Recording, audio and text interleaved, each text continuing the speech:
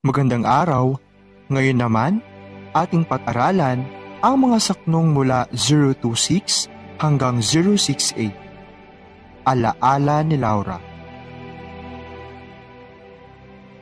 Kung siya mong ibig na ako'y magdusa, langit na mataas, aking mababata, isagi mo lamang sa puso ni Laura, ako'y minsan-minsang mapag-alaala.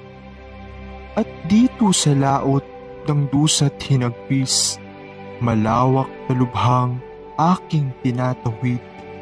Gunita ni Laura sa naabang ibig, siya ko na lamang ligaya sa dibdib. Munting gunam-gunam ng sintakot mo tiya, nang dahil sa aki takila kong tuwa, higit sa malaking hirap at dalita, parusa ng taong lilot walang awa. Sa pagkagapos ko'y kung guni-gunihin, malamig ng bangkay akong nahihimbing, at tinatangisan ng sulakot giliw, ang pagkabuhay ko'y walang hanggang mandin.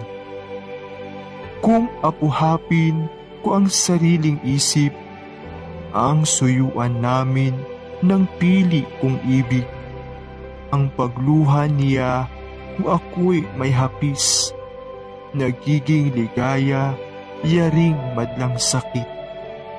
Ngunit sa aba ko, sa uwing kapalaran, ano pang halaga ng gayong suyuan?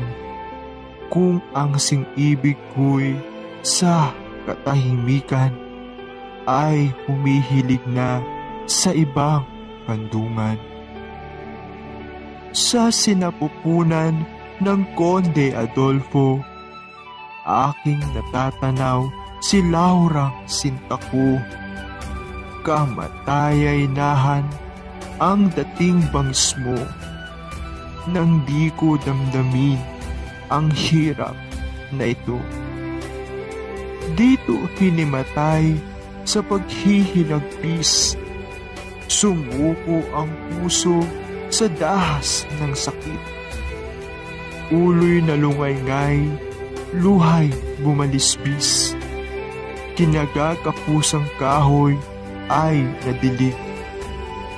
Magmula sa yapak hanggang sa ulunan, nalimbag ang bangis ng kapighatian, at ang panibughoy gumamit ng asal, nang lalong marahas, lilong kamatayan.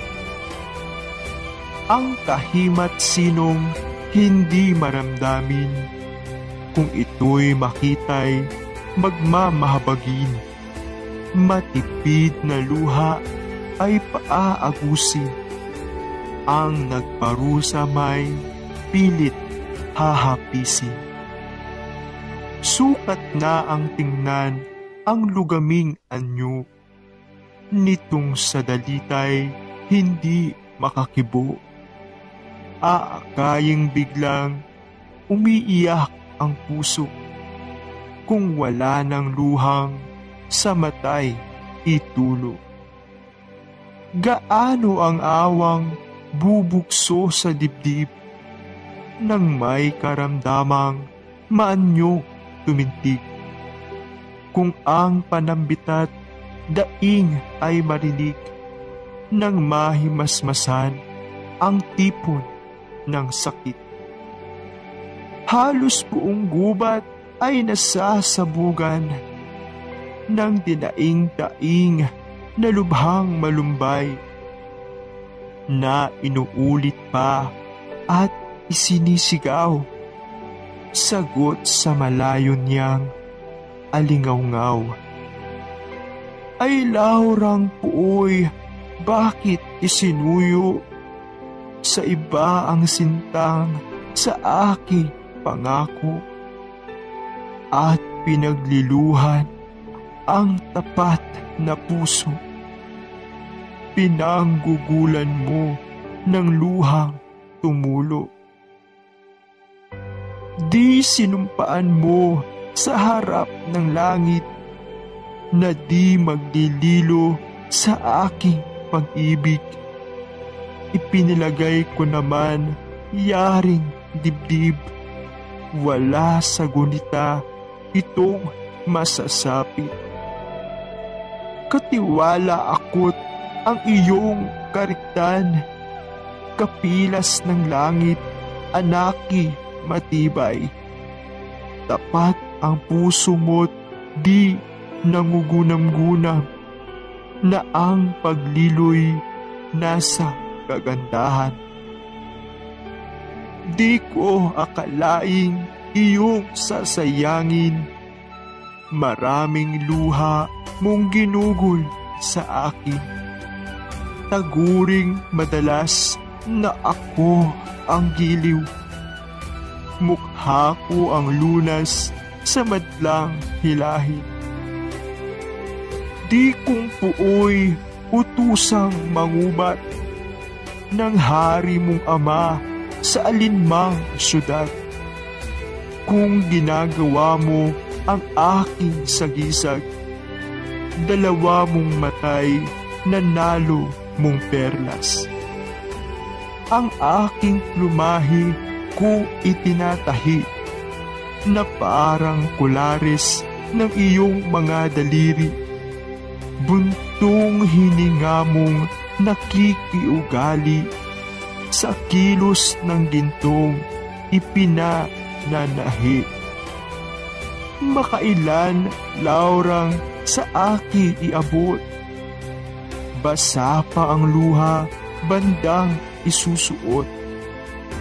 Ibinibigay mo ay naghihimutok, takot masugatan sa pakikihamok. Balutit kuleto'y di mo papayagang madampit malapat sa aking katawan.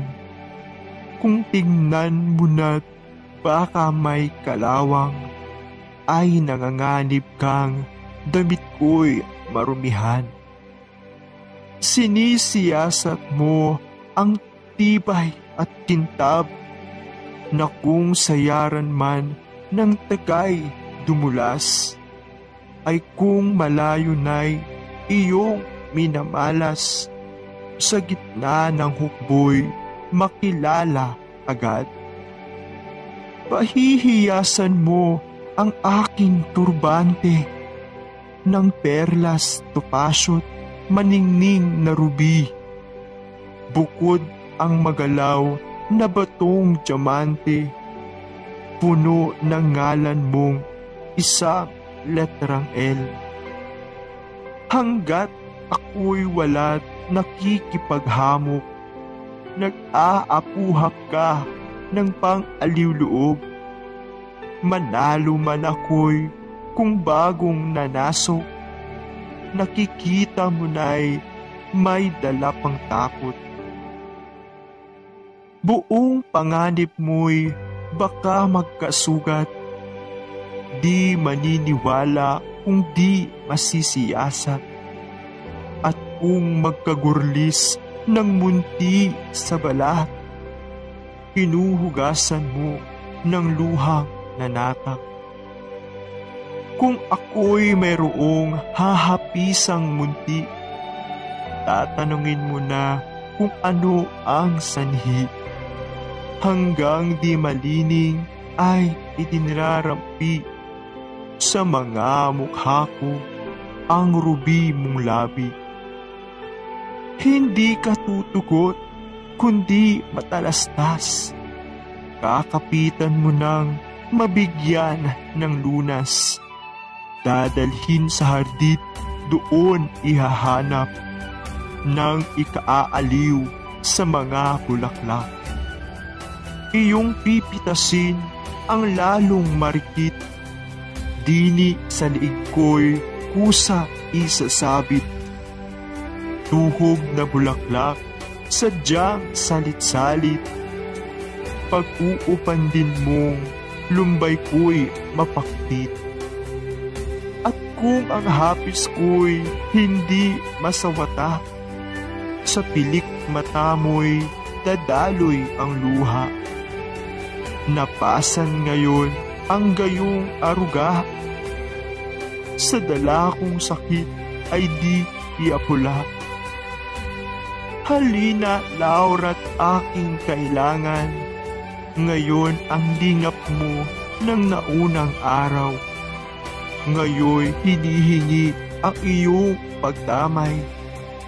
Ang abang sinta mo'y nasa kamatayan.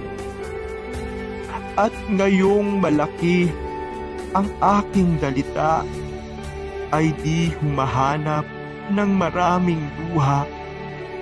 Sukat ang kapatak na makaapula. Kung sa may pagsinta puso mo'y magmula. Katawan ko ngayoy siya sa ating ibig. Tingni ang sugat ko di gawa ng kalis.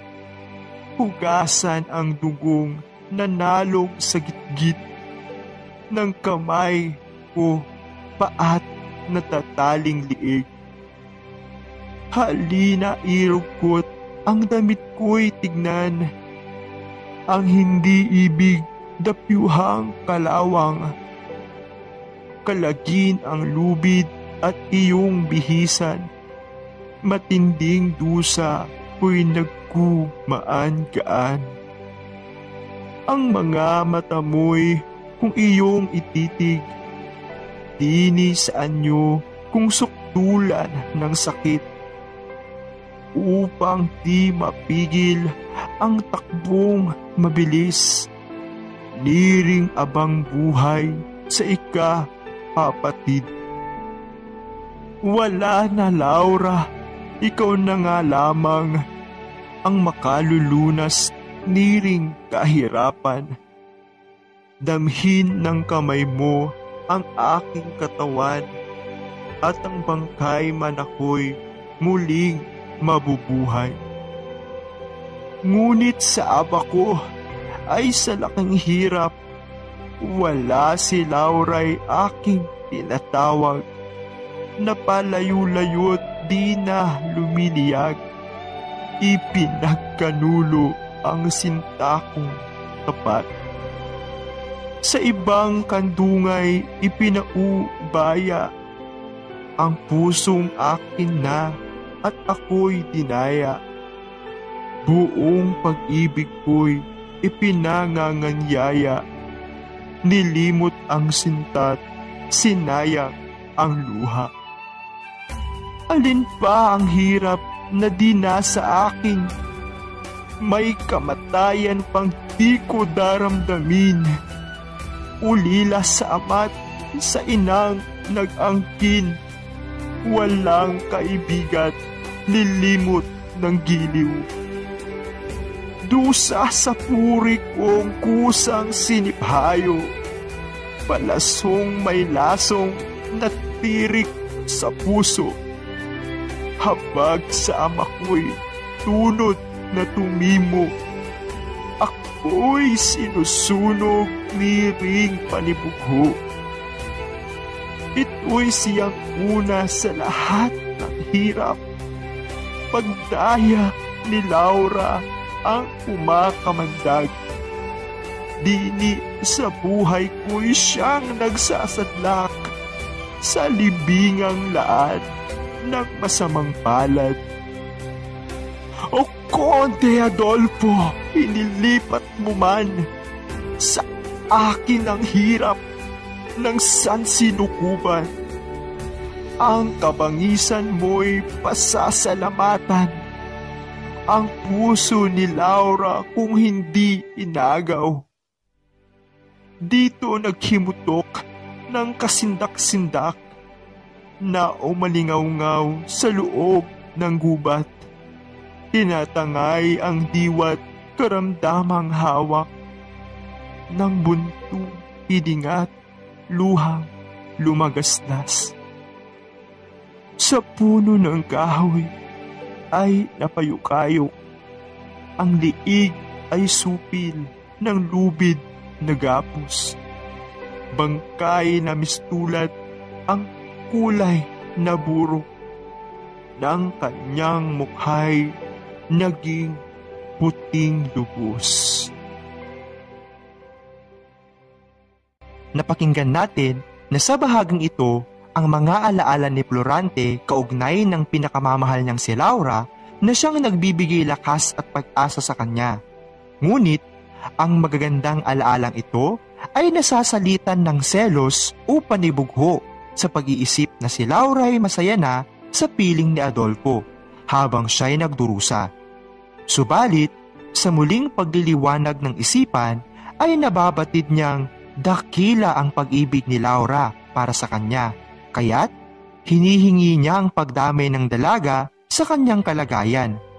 Gayunpamay, mulit-muling nagbabalik ang kawalang pag-asang ipinakikita ng pagkayukayok niya habang nakagapos.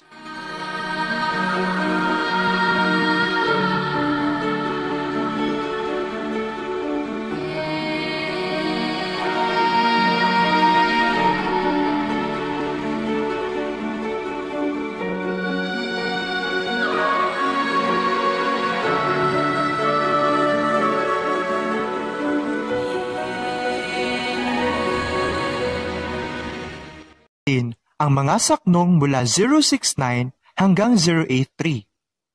Ang pag-ibig kay Flerida.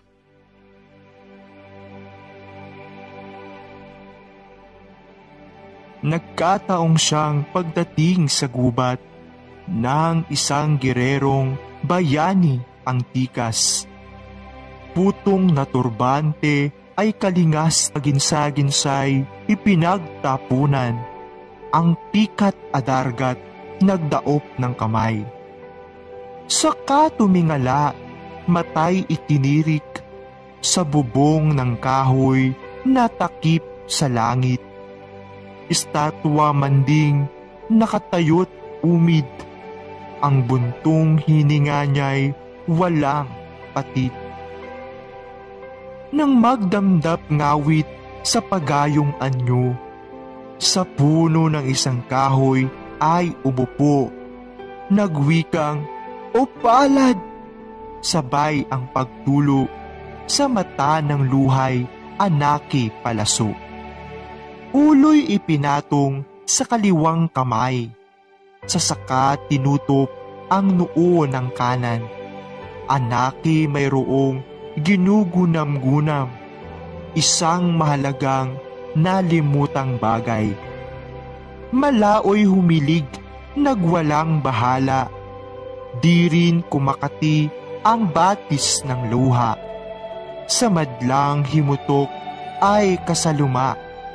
Ang wikang, "Fleriday, tapos na ang tuwa." Sa balang sandali ay sinasabugan, yaong buong gubat ng maraming ay-ay, na di nakikitono sa himig mapanglaw. Nang panggabing ibon dooy nagtatahan. Mapamaya-maya'y nagbagong nagulat. Tinangnan ng pikat 10 ng kalasag. Nalimbag sa mukha ang bangis ng Florias. "Di ko ay tutulot," ang ipinahayag. "At kung kay Fleriday iba ang umagaw, at di ang ama kong dapat na igalang, hindi ko masasabi kung ang pikang tangay, bubugo ng libot laksang kamatayan. Bababa si Marte mula sa itaas, at sa kalalimay aahon ang parkas. Buong galit nila ay ibubulalas, yayakagin ni rin kamay kong marahas. Sa kuko ng lilot aking aagawin, ang kabiyak ni ring kaluluwang angkin. Liban na kay ama, ang sinumat atin ay di igagalang ng tangang patalim. O pagsintang labis ng kapangyarihan, 10 mag-aamay iyong nasasaklaw. Pag ikaw ay nasok sa puso ni numan, hahamaking lahat masunod ka lamang. At yuyurakan na ang lalong dakila. Bait katuwiray, ipinganganyaya. Buong katungkulay, wawaling bahala. 10 ng hiningay, ipauubaya. Itong kinaratnan ng palad kong linsil, sa laming malinaw na sukat mahalin, na makatatatap ng hindi sapitin ang kahirapan kong di makayang bathin. Sa mawiwika ito'y lulay pinaagos, pikay isinaksak, saka naghimutok. Nagkataon namang parang isinagot ang buntong hininga niyong nagagapos.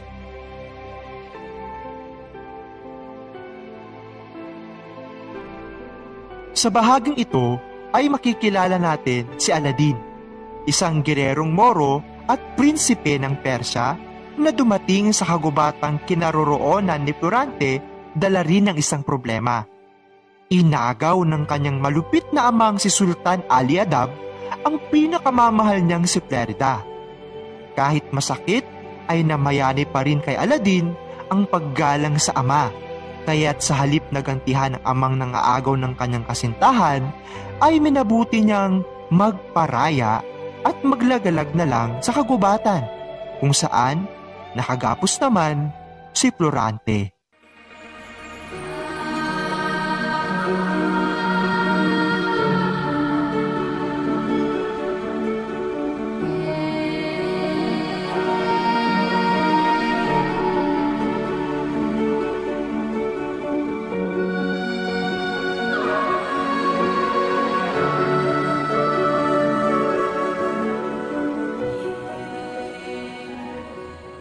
Araw, ngayon naman, ating talakayin ang mga saknong mula 084 hanggang 104. Dalawang ama, tunay na magkaiba. Gerero'y namangha nang ito'y marinig. Pinagbaling-baling sa gubat ang titik. Nang walang makitay, hinintay umulit. Di naman nalaoy, nagbangong humibig. Ang bayaning Moro'y lalo nang namaang. Sinong nananaghoy sa ganitong ilang? Lumapit sa dakong pinanggagalingan ng buntong hiningat, pinakamatyagan. Inabutan niya'y ang ganitong hibig. Ay! Mapagkandiling amang iniibig, bakit ang buhay mo'y naunang napatid? Ako'y inulila sa gitna ng sakit. Kung sa gunita ko'y pagkuru-kuruin, ang pagkahulog mo sa kamay ng taksil, parang nakikita ang iyong narating, parusang marahas, nakakalagim-lagim. At alin ang hirap na di ikakapit sa iyo ng Konde Adolfo Malupit? Ikaw ang salamin sa reyno ng bait. Pagbubuhatan ka ng malaking galit. Katawan mo, amay, parang namamalas ngayon ng bunso mong lugami sa hirap. Pinipisan-pisan at iwinawalat ng pawaring dilot bertugo ng suko. Ang naghihiwalay na laman mo't buto, kamay at katawang nalayo sa ulo. Ipinaghagisan niyong mga lilo at walang maawang maglibing na tao. 10 ng lingot mo, mga kaibigan.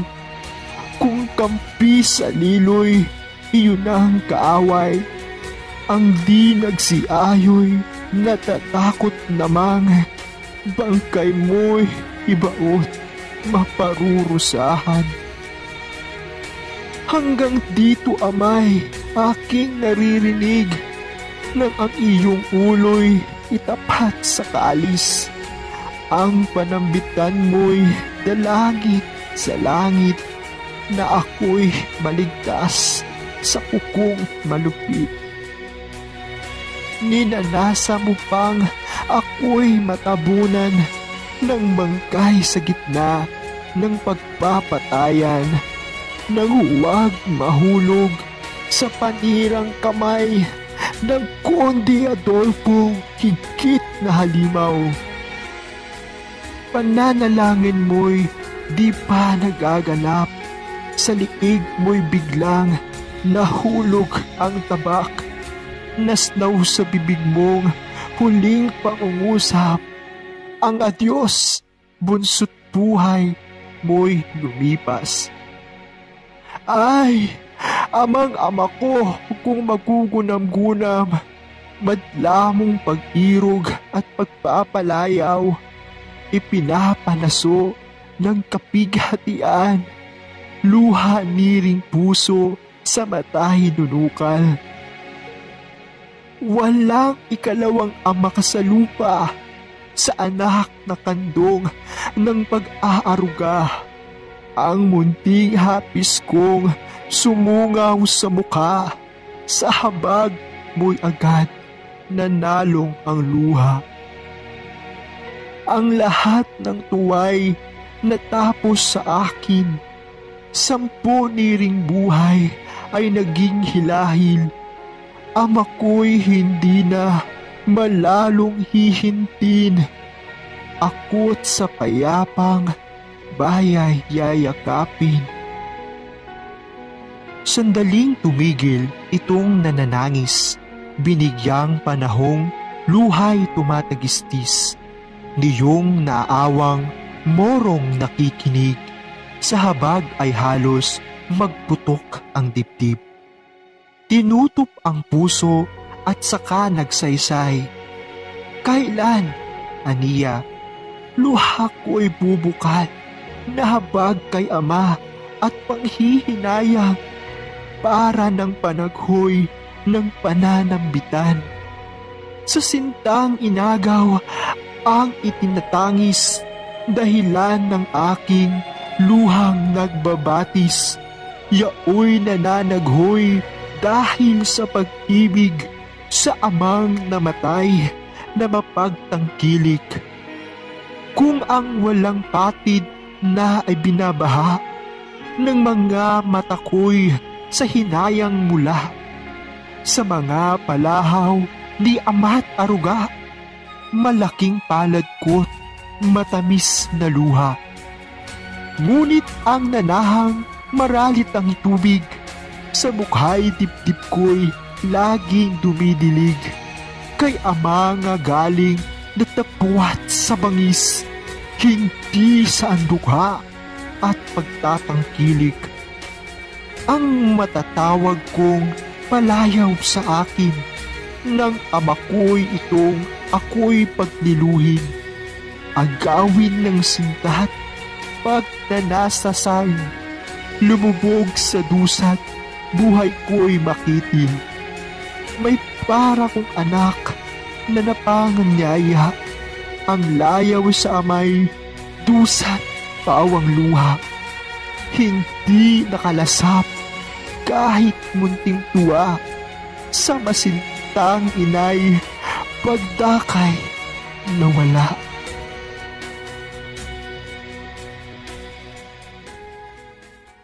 Sa bahaging ito, inakala ni Aladin na nag-iisa siya sa madilim at madawag na kagubatan. Subalit, di nagtagal ay narinig niya ang panaghoy ni Florante. Hinanap at nakita niya ang binata, ngunit hindi niya agad nilapitan. Ipinagpatuloy ni Florante ang kanyang pananaghoy at dito nalaman ni Aladin ang kahabag-habag na paraan ng pagkamatay ng pinakamamahal na amang si Duque Brescio sa kamay ni Adolfo. Gayon din ang pag-aalaala ni Florante sa pagmamahal, kabutihan at kabaitan ng kanyang ama sa kanya. Pagkatapos nito'y si Aladdin naman ang nakaalala sa kanyang ama. Kabaliktaran ng kanyang amang si Sultan Ali Adab, ang ama ni Florante. Naging malupit ang kanyang ama, kaya't pawang kalungkutan at pagdurusa ang naranasan niya sa piling ng ama. Hindi siya nakalasap ng pagmamahal mula sa magulang sapagkat ang maaruga niyang ina ay maaga ring pumanaw.